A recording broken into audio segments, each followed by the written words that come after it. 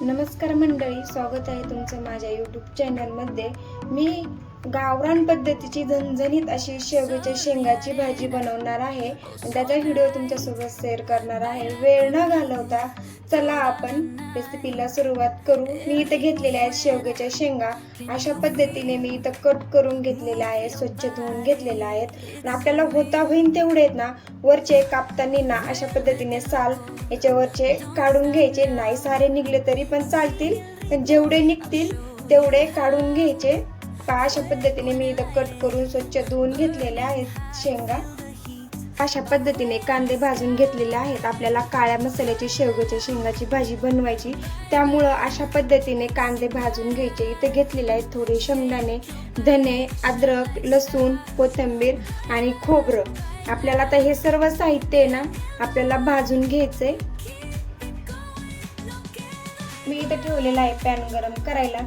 सर्वात अगोदर आपल्याला खोबरं भाजून घ्यायचं तेल टाकून। अशा पद्धतीने जर शेवग्याच्या शेंगाची भाजी जर बनवली ना खूपच खायला छान लागते। थोडंसं तेल टाकून घ्यायचं।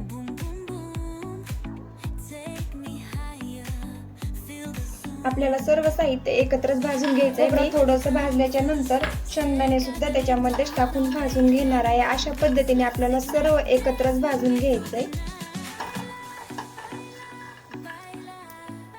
मी इथे धने, अद्रक, लसूण सगळं एकत्रच मिक्स केलेलं आहे आणि छान असं भाजून घेतलेलं आहे।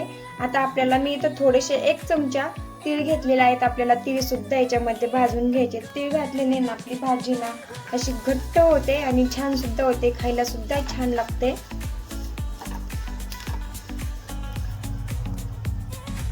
आपला मसाला बनवायला छान हे भाजलेला आहे।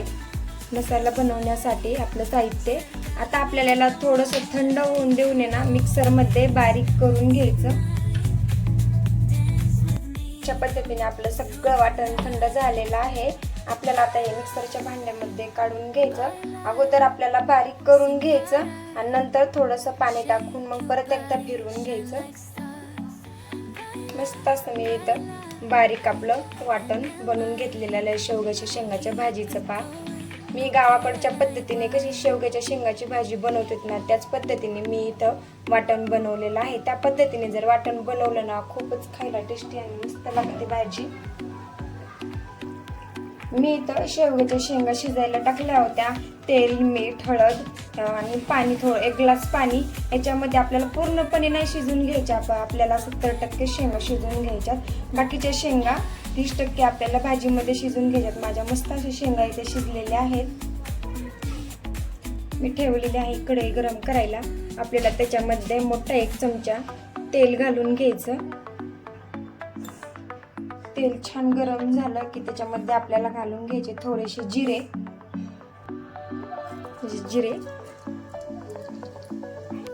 जिरे छान तडतडले की थोडासा कढीपत्ता घालून घ्यायचा। मी इथे कढीपत्ता घातलाय आणि जे आपण वाटण बनवून घेतलं होतं हे आपल्याला तेलामध्ये टाकून घ्यायचं।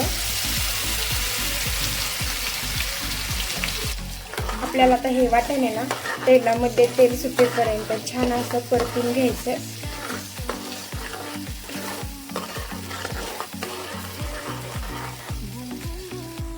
छान असा आपला मसाला इथं परतलेला आहे। आपण त्याच्यामध्ये मसाले घालून घेऊ। मी इथं घरगुती मसाला 1 चमचा आणि लाल तिखट अर्धा चमचा, थोडीशी हळद छान व्यवस्थित मिक्स करून घ्यायचे।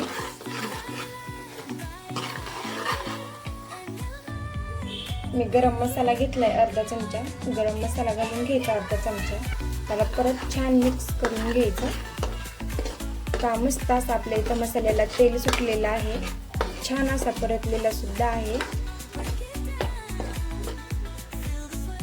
ज्या आपण शिजून घेतलेल्या शेंगा आहेत ना त्या सुद्धा आपल्याला मसाल्यामध्ये आहेत ना छान अशा मिक्स करून घ्यायच्या अशा पद्धतीने।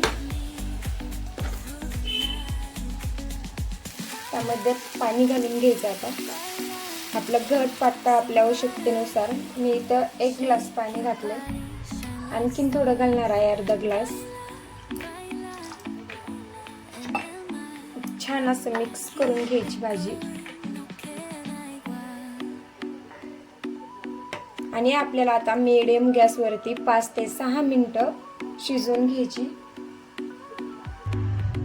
शेंगा शिजायला थोडंसं मीठ घातलं होतं, त्यामुळे मी आता परत थोडंच मीठ घालणार आहे चवीपुरतं. मस्त अशी माझी इथं भाजी तयार झालेली आहे. पाहू शकता किती छान अशी तरी सुद्धा आलेली आहे भाजीला. आणि मस्त अशी घटमुट माझी इथं काळ्या मसाल्याची शेवग्याच्या शेंगाची भाजी तयार झालेली आहे. आपण थोडीशी कोथिंबीर टाकून घेऊया त्याच्यामध्ये. कशी वाटली माझी इथं शेवग्याच्या शेंगाची भाजी नक्की मला कमेंटमध्ये सांगा. माझ्या व्हिडिओला जर लाईक केलं नसेल तर माझ्या व्हिडिओला लाईक करा. पुन्हा भेटू अशाच नवीन नवीन रेसिपी सोबत. तोपर्यंत धन्यवाद.